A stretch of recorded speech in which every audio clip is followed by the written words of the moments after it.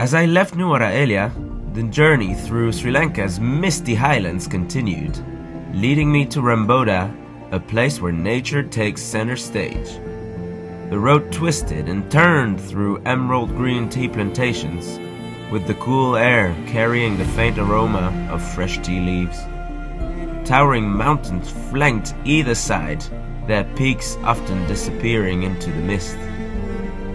My first stop was Ramboda Falls, a stunning two-tiered waterfall nestled deep in the hills.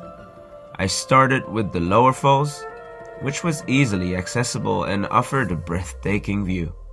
The water tumbled down in a wide, foamy cascade, its roar filling the air.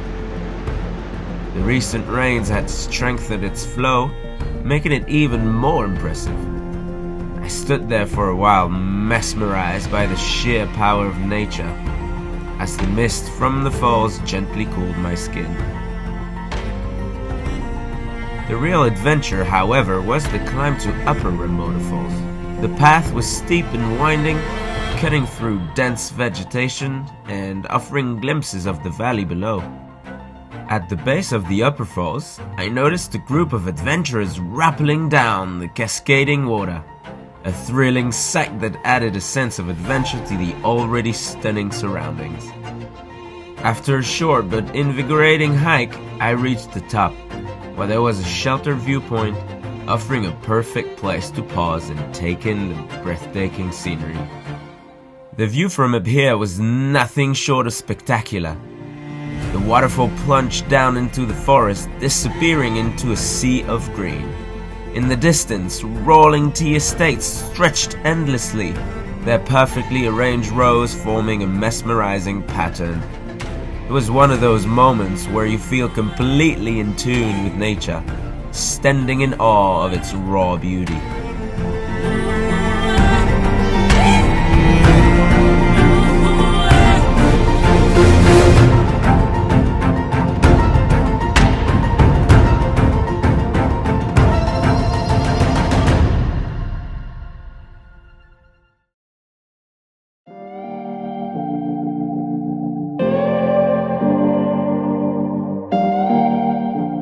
Leaving Ramboda behind, I made my way back to Nuwara Eliya via the Bluefield Tea Factory, a place that embodies Sri Lanka's deep-rooted tea heritage.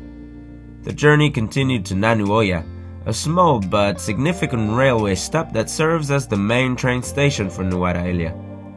As I explored the area, some kids excitedly ran up to me asking for a selfie, a sweet, spontaneous interaction that made the stop even more memorable.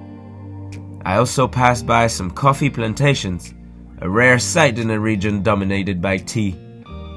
Near the station, I found a scenic bridge that curved through the tea plantations, one of those iconic spots where you can watch the famous blue train glide through the hills. Nearby, a small cascade tumbled down the rocks, adding to the peaceful charm of the setting. I waited patiently, listening to the rustling of the wind through the tea bushes, watching local tea pickers in the distance, their bright saris adding splashes of color to the landscape. Then finally, the distant horn of the train echoed through the valley. The blue train appeared, winding its way across the bridge, its carriages blending seamlessly with the scenery. It was a picture-perfect moment. The deep blue of the train against the vibrant green of the tea fields, the gentle chugging sound breaking the silence of the hills. As it passed, passengers waved from the open doors, and I couldn't help but smile, caught up in the romance of Sri Lanka's legendary railway journeys. Ramboda and Nanu Oya, though often just stops on the way to somewhere else, had proven to be destinations in their own right.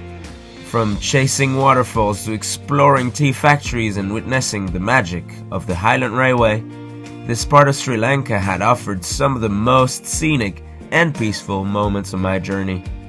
As I boarded my own train to Ella and watched the landscape roll by, I knew that the memories of these misty hills, cascading waters, and endless tea fields would stay with me forever.